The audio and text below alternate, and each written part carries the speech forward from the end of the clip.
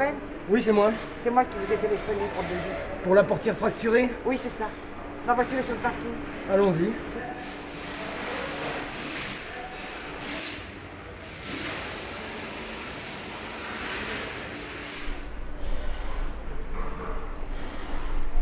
Regardez-moi ça, si c'est pas dommage. Une si jolie petite voiture. Et vous savez qui a fait ça, hein? Toujours les mêmes. Ferait mieux de rester chez eux et de casser leur propre voiture, non? Ah, mais vous n'êtes pas la seule. Hein. C'est vous, monsieur Scorpens? Ouais. Vous avez reçu notre deuxième convocation, monsieur Scorpens. Vous avez rien d'autre à foutre? Culé. Maintenant, tu vas nous suivre. On t'embarque, on embarque, on embarque.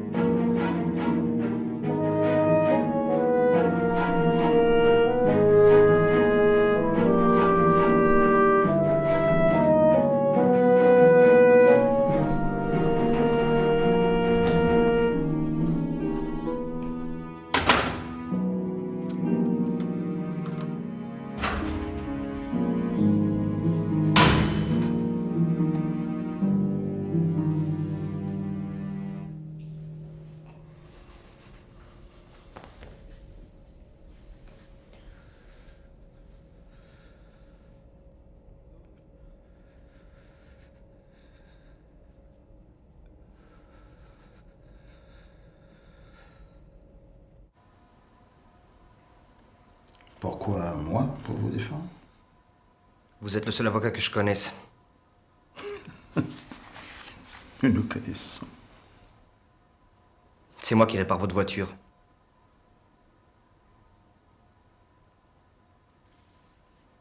Monsieur Banchelo dit que vous avez brûlé sa voiture. Quelle est votre version des faits? La même. La même. C'est moi qui ai brûlé la bagnole du Black. Vous comprendrez que, dans ces conditions, il m'est difficile de vous défendre. Évidemment, j'aime pas les noirs. Et qu'est-ce qui me garantit que vous ne vous en prendrez pas à moi? Faut que je sorte d'ici. Et que s'est-il passé ensuite? Eh bien, je lui ai dit d'aller chercher son patron et que ça ne se passerait pas comme ça. Qu'a-t-il répondu? Il a levé la tête au ciel et a dit « Putain, c'est le monde à l'envers, ça !» Monsieur Bangelot, pouvez-vous, s'il vous plaît, répéter à la cour ce que monsieur Scorpens vous a dit à ce moment-là? Oui, il a dit « Putain, c'est le monde à l'envers, ça !» Merci, monsieur Bangelot. Et que s'est-il passé ensuite? Son patron est rentré et il a demandé à monsieur Scorpens de déplacer ma voiture à l'arrière sur le parking. Qu'a répondu monsieur Scorpens? Il a dit qu'il était hors de question qu'il touche à cette voiture. Je vous remercie, monsieur Bangelot. Monsieur le Président, je n'ai plus d'autres questions. Merci, maître Ciccarelli. Maître Montalban, avez-vous des questions à poser à la victime? Oui, bien sûr, monsieur le président. J'ai une question à poser à monsieur Banguello. Monsieur Banchelo, pardon. Pouvez-vous me dire où était monsieur Scorpens lorsque vous êtes rentré dans la boutique du garage? Je l'ai déjà dit, derrière son comptoir. Oui, bien sûr, mais que faisait-il? Il ne me regardait pas et continuait à parler au téléphone pendant plus ou moins 5 minutes. Même quand il a raccroché, il ne m'écoutait pas et continuait à taper sur le clavier de son ordinateur. Et c'est alors que vous lui avez ordonné d'aller chercher son patron? Et que lui avez-vous dit exactement? Je lui ai dit que s'il ne se bougeait pas, j'allais le faire virer. Pour nous résumer, vous entrez dans la boutique du garage, vous interrompez M. Scorpen alors qu'il est en conversation téléphonique avec un client, vous le dérangez alors qu'il est en train d'encoder une commande, et pour terminer, vous le menacez de licenciement. Non, c'est-à-dire que je... Oui, mais attendez, en plus de cela, alors que vous êtes en vacances et que la police vous appelle pour vous dire que votre voiture a été incendiée, vous vous dites c'est ce garagiste raciste qui a brûlé ma voiture. Oui, mais c'est-à-dire que... Monsieur le Président, je n'ai plus de questions. Merci, maître Montalban. L'audience est levée. Nous reprendrons demain à 15h. Alors, Ah, je dois avouer que je suis assez impressionné. On s'en sort pas trop mal. Et pour la suite? Que diriez-vous de passer à la maison ce soir pour préparer demain? Chez vous? Absolument. D'accord. Bien alors. Très bien. Alors, c'est au 65 de la rue Lucile.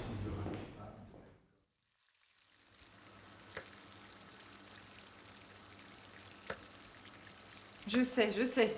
Tu vas me dire que tout homme a le droit d'être défendu, mais non, je comprends pas, c'est tout. Tu vas te calmer. Franchement. Je comprends pas que tu défendes un type capable de faire ça. Mais ce n'est pas un coupable, c'est une victime.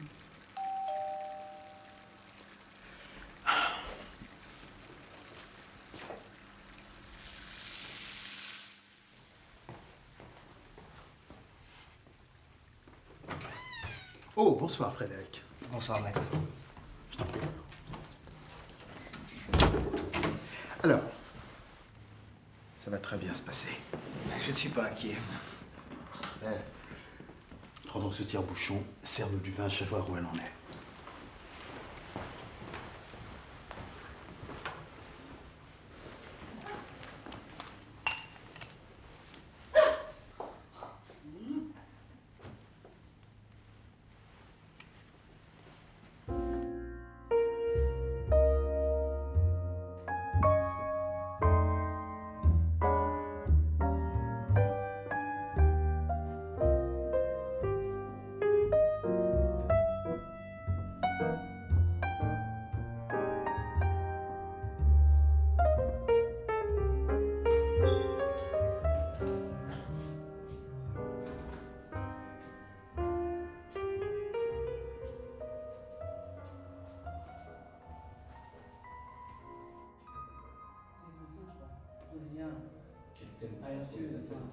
L'extérieur pour que Johnson est magnifique. C'est un bon goal, mais c'est pas mérité.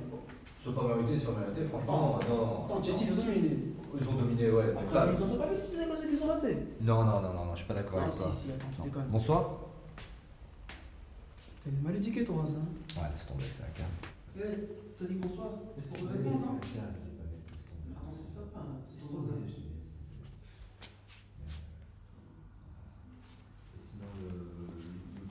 Madame Van Bonen, que faisiez-vous la nuit du 7 septembre dernière vers 1h du matin?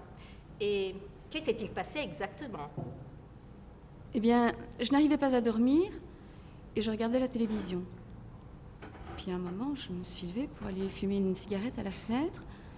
C'est alors que j'ai vu un individu s'approcher de la voiture, casser une vitre, puis il a mis de l'essence à l'intérieur de la voiture et la voiture a pris feu. J'ai alors immédiatement téléphoné à la police. Cela veut dire que vous avez bien vu la personne qui a mis le feu à la voiture. Madame Van Bonen, pourriez-vous, s'il vous plaît, nous la désigner? C'est cet homme. Je vous remercie, madame. Monsieur le Président, moi, je n'ai plus d'autres questions. Maître Montalban? Oui, bien sûr, Madame Van Boenen. Est-il exact que vous ayez, à 2 reprises, témoigné dans des affaires de vandalisme s'étant déroulées à 20 mètres de votre fenêtre? Oui. Madame Van Boenen, est-il exact qu'à chaque reprise, vous n'ayez jamais pu établir de portrait robot des prétendus vandales? Oui. Madame Van Boenen, votre fenêtre se trouve exactement à la même distance de la voiture ayant été incendiée. Comment imaginez maintenant que vous pouviez faire un portrait robot aussi précis? Madame Van Boenen, je vous écoute. Expliquez-moi comment vous pouvez faire un portrait robot aussi précis. Je ne sais pas. Monsieur le Président, je n'ai plus de questions. Merci beaucoup. Le résultat de la délibération sera prononcé dans une semaine. L'audience est levée.